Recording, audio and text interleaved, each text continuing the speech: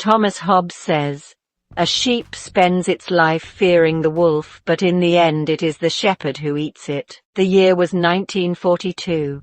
The Pacific Ocean, a vast expanse of blue, held its breath waiting for the approaching fire. For months, the Imperial Japanese Navy had dominated the vast Pacific Ocean and seemed unstoppable. Now, with his eyes set on America, he was planning an attack to protect the oil pipelines.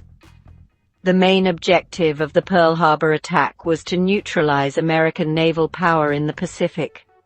Yamamoto believed that a successful attack would buy almost a year, thus giving Japan the advantage of being able to move freely until the American fleet could recover. The main planner and originator of the Pearl Harbor attack was Admiral Isoroku Yamamoto, commander of the combined fleet of the Imperial Japanese Navy. Yamamoto was the one who proposed and developed this surprise air attack in early 1941. He detailed the plan and presented it to the naval leadership, making great efforts to get it approved, even threatening to resign.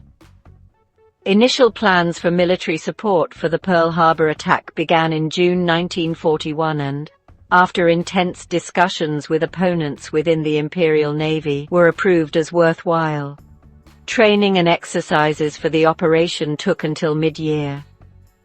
The planned attack was primarily by torpedoes, but the weapons of the time required deep water to be launched from the air. This was a critical problem because Pearl Harbor dominated shallow, non-ridged channels. After the summer of 1941, Japan secretly modified and tested torpedoes that could be launched into shallow waters. This work resulted in the Type 95 torpedo, which would be the greatest cause of damage to United States ships during the attack. Japanese weapons technicians also produced special armor-piercing 356 and 381 mm naval gun casings. When launched from 10,000 feet, approximately 3,000 meters, these, if they hit directly, would penetrate the decks of armored ships. The Japanese had effectively swept through Southeast Asia and the Pacific Islands. Victory followed victory. In Tokyo, celebrations erupted as if a great battle had been won following the Pearl Harbor attack. While the vast mainland of China and Manchuria were occupied and governed by their own armies, they were now challenging another giant, America. They possessed a powerful navy and aircraft carriers capable of striking America on American soil, crossing the vast Pacific Ocean to provide firepower and launching raids all the way to Pearl Harbor, initiating this war with their supply chains. This flattered their pride. Although nearly 3 years had passed since the start of the greatest hellish war history had ever seen or might ever see, not a single bomb had fallen on Tokyo. They felt untouchable. A new empire, the Greater East Asian Co-Prosperity Sphere, was being forged in fire and steel. But beneath the surface of Japanese self-confidence, a deep current of anxiety lurked. One man felt it more than anyone else. His name was Isoroku Yamamoto. He was the commander-in-chief of Japan's combined fleet. He was the architect of the Pearl Harbor attack, a remarkable achievement. But he wasn't a man blinded by victory. In fact, he knew his enemy well. Yamamoto had spent years in the United States. He had studied at Harvard. He had also served as a naval attaché in Washington. He had seen Detroit's enormous factories. He had witnessed America's immense industrial power. He knew America was a sleeping giant. The Pearl Harbor attack changed the course of history, not so much for its military consequences, but for its political and moral implications. What makes this event one of the greatest tragedies of modern diplomacy is the timing of Japan's declaration of war. The 30 minutes between honor and treachery would change the fate of the war. The Japanese Empire's original plan was to sever diplomatic relations and indirectly declare war by delivering a 14-part note to Washington exactly 30 minutes before the attack began. With this move, Tokyo aimed to both preserve the advantage of the attack and to initiate an honorable war by acting in accordance with international law, the Hague Convention. However, Things didn't go as planned. The clerks at the Japanese embassy in Washington were slow to decipher and type the long message from Tokyo. By the time the final section was completed, bombs had already begun falling on Pearl Harbor, and American warships were engulfed in flames. This delay was perceived by U.S. public opinion and politics not as an unexpected attack, but rather as a treacherous stabbing in the back.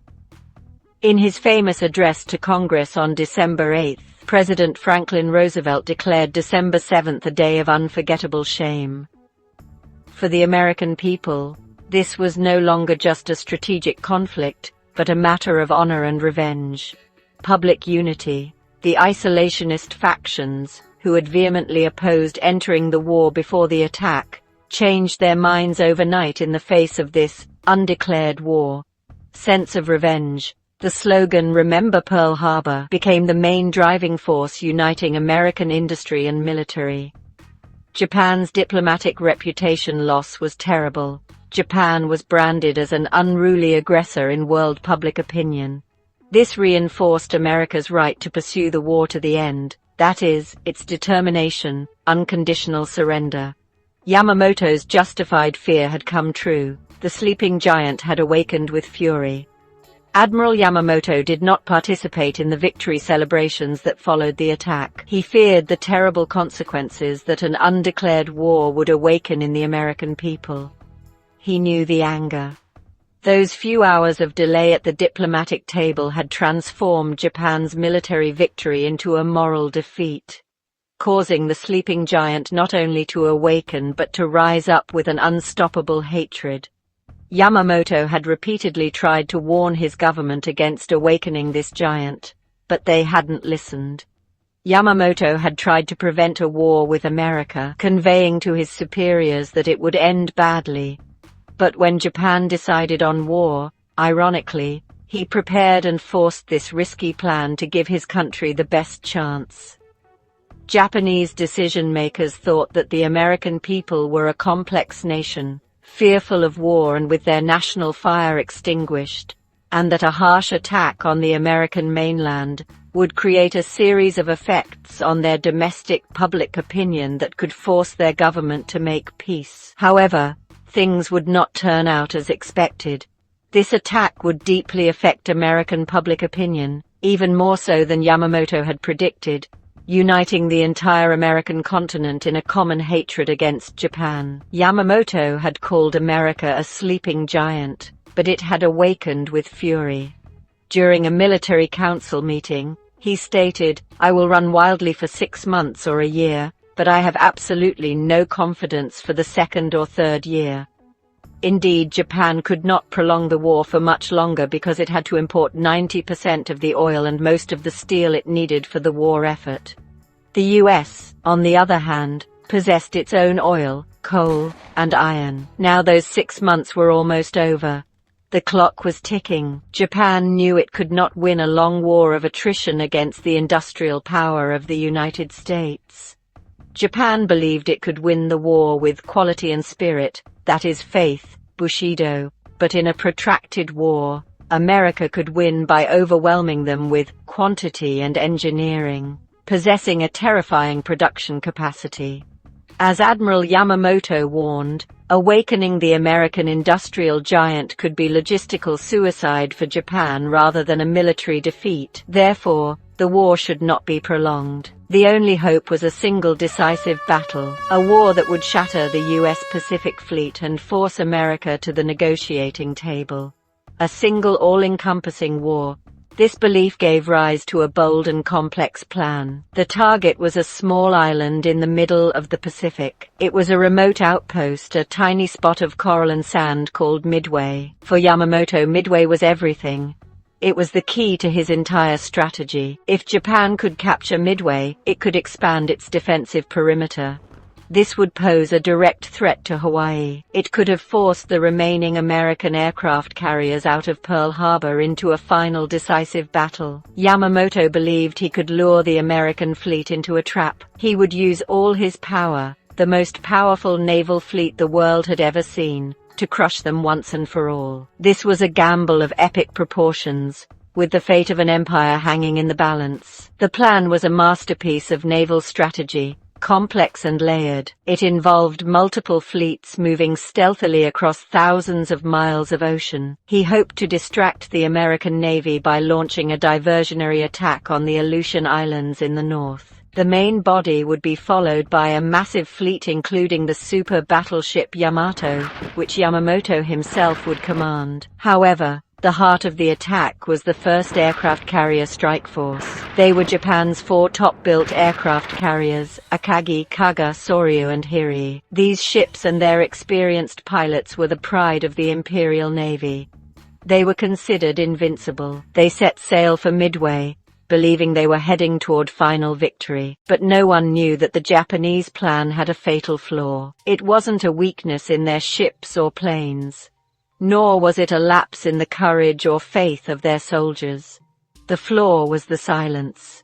The Japanese believed their naval codes were unbreakable. They transmitted thousands of messages, confident that their secrets, hidden behind a complex cipher they called JN-25, were safe. They didn't know that hundreds of miles away, in a basement office in Pearl Harbor, a group of American cryptanalysts were listening. Led by the brilliant but unconventional Commander Joseph Rochefort, these codebreakers worked day and night. Rochefort had insisted on including military band officers in his team, believing their musical talents could be useful in deciphering the code. They were deciphering the Japanese plan by piecing together one encrypted message at a time. The work was arduous, a jigsaw puzzle with thousands of pieces. Rochefort and his team began to see patterns in the encrypted transmissions. They identified a mysterious location, designated only as AF. The Japanese messages spoke of a major attack targeting AF. Codebreakers in Washington and American command believed AF was in the South Pacific, or perhaps even on the U.S. West Coast. But Rochefort was convinced it was Midway. He needed to prove it, so he devised a simple but ingenious trick. He ordered an unencrypted radio message to be sent to the American base at Midway. The message falsely reported that the water purification systems were malfunctioning. It was a piece of bait dropped into ether, a simple message sent out in plain sight for everyone to hear.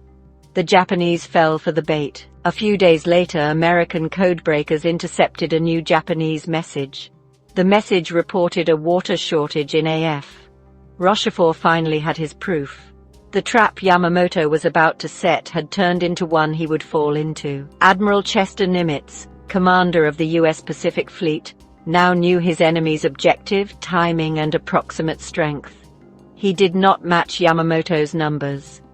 His fleet was smaller and still wounded from the Pearl Harbor attack. The USS Saratoga aircraft carrier was damaged. The USS Lexington was sunk in the Coral Sea, but he owned the USS Enterprise and the USS Hornet. And thanks to a wartime repair miracle, the heavily damaged USS Yorktown was patched up in just 72 hours and sent to join them. Nimitz positioned 3 aircraft carriers northeast of Midway, lying in ambush.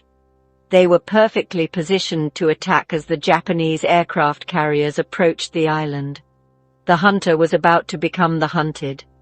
The Americans waited, relying on their element of surprise, as Admiral Nagumo's powerful assault force sailed eastward. There was a stark contrast between the Japanese commanders and Yamamoto.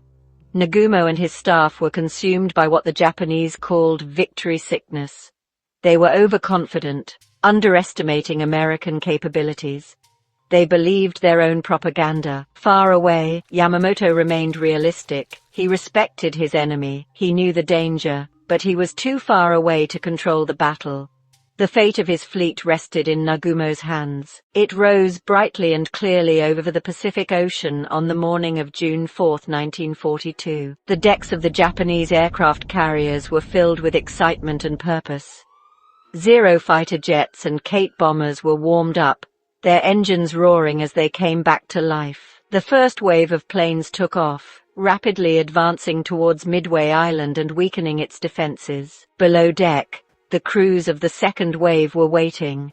These planes were equipped with torpedoes, ready for the moment the American aircraft carriers were spotted. Admiral Nagumo watched the first wave depart, confident that his plan was proceeding perfectly. Initial reports from the Midway attack were good. However, the island's defenses were suffering heavy losses. But then things started to go wrong. The Midway attack leader gave feedback via radio, reporting that another attack was needed to neutralize the island's airbase. Almost simultaneously, a reconnaissance aircraft whose launch was delayed sent a shocking message. An American aircraft carrier had been detected. Suddenly, Nagumo was faced with an impossible choice. The first wave was turning back, running low on fuel, and needed to land. The second wave of aircraft on the hangar decks were equipped with bombs for a ground attack. They needed to be re-equipped with torpedoes in order to attack the American aircraft carrier. It was a time-consuming and dangerous process. Re-equipping meant stacking bombs and torpedoes on hangar decks, creating a floating powder keg. Nagumo hesitated. He was a cautious man, a battleship admiral in the world of aircraft carrier admirals. He made a decision that would determine his fate. First, he would ground his retreating aircraft, then re-equip the second wave and launch a coordinated attack. For those precious minutes, the decks of the Japanese aircraft carriers were a scene of controlled chaos. Planes were being landed, fuel lines were being extended across the decks, bombs were being replaced with torpedoes. Complete chaos reigned on the Japanese aircraft carrier.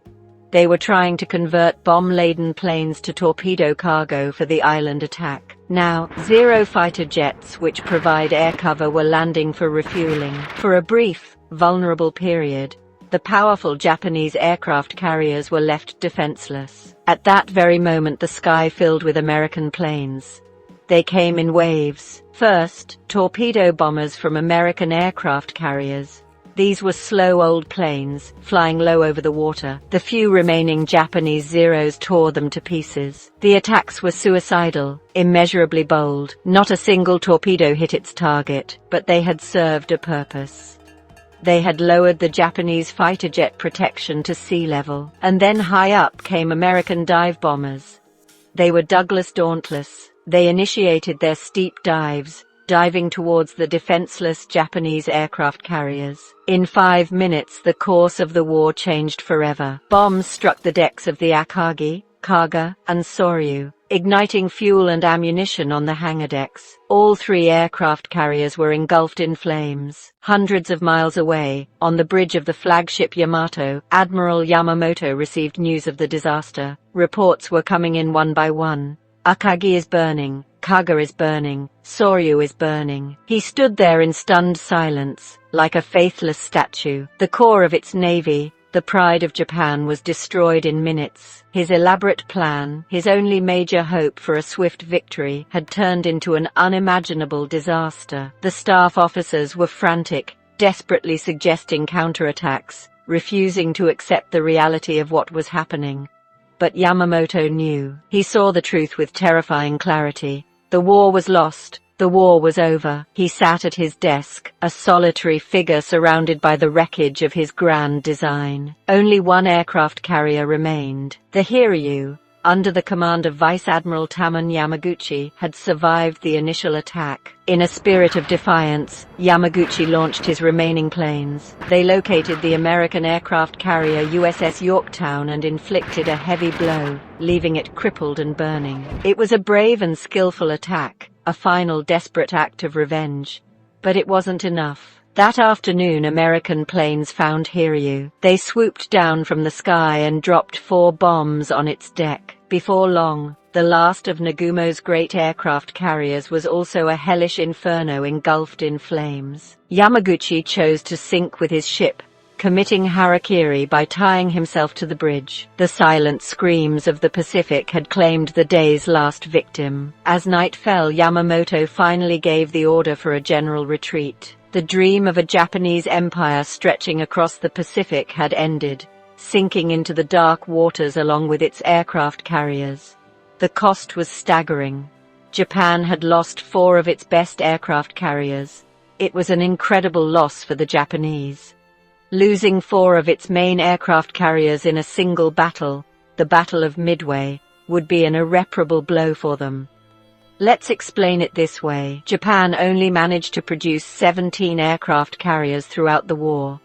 In contrast, the US built a total of 141 aircraft carriers of various tonnages during the war.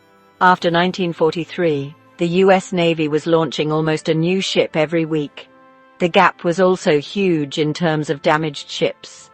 The US had developed massive floating dry docks and repair ships, while a damaged American ship could be repaired near the front and returned to combat within weeks. Japanese ships had to return to the mainland and remained idle for months due to a shortage of spare parts.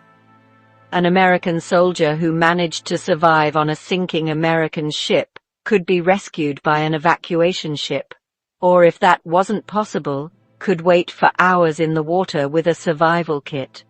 A search and rescue ship could rescue him within a day at most. When a Japanese soldier's ship sank, a Japanese man would simply wait for death. In Japan, more than 3,000 men had died, including hundreds of irreplaceable, experienced pilots. The Japanese Imperial Navy had almost completely lost its offensive capabilities. Never again would anyone have the power to challenge the United States for control of the Pacific. From that day forward, Japan would be on the defensive, fighting a losing war against an enemy that grew stronger each month. The course of the war had changed. For Yamamoto, the defeat at Midway was a deep, personal burden. He had devised the plan. Despite others' doubts, she had pushed him. The responsibility was solely hers. He fell into a deep depression and isolated himself from his staff. The man who had been so realistic about Japan's chances now had to live with the consequences of his gamble. He had awakened the sleeping giant, and just as he had predicted, the giant was now filled with terrifying determination. The war would continue, bringing immense suffering and destruction to his country.